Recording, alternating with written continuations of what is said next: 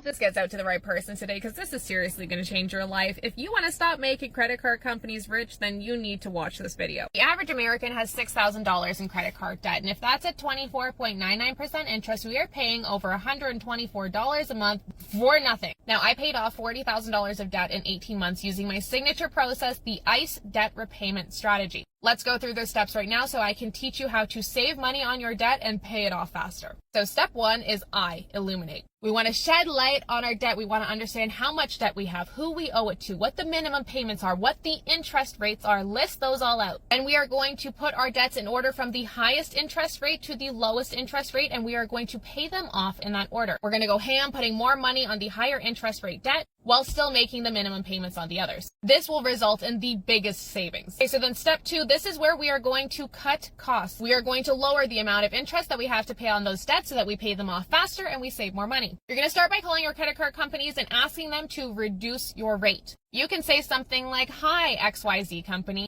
I have been a loyal customer for X number of years. I have an opportunity to go with another provider for a lower rate, but I'd hate for this to have to drive me away from your service.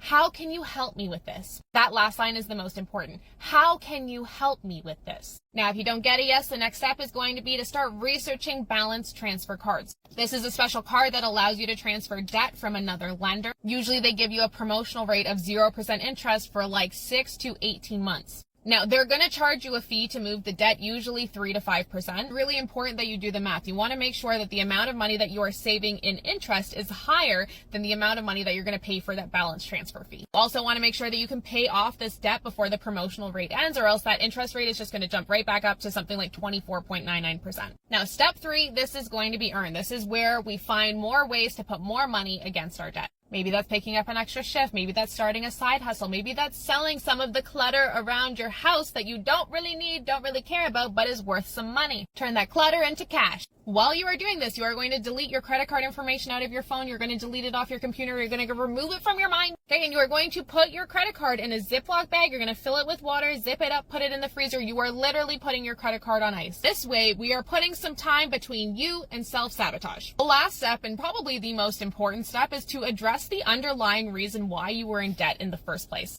Otherwise, transferring your debt to a balance transfer card, that could just be an opportunity for you to rack up another credit card. It becomes this vicious cycle, and I have taught thousands of students, and trust me, I have seen it time and time again. If you don't address the underlying reasons why you were in debt, you don't address those behaviors, you don't address that mindset, it's going to happen again. Maybe you're in debt because you keep running into these emergency situations and you don't have cash on hand, so you have to use credit. Build up your emergency fund. Is the debt because of impulse shopping? Start a journal. Start thinking about the emotions that you're experiencing when you want to impulse shop. And create a list of things that you want to buy, because your brain releases dopamine in anticipation of a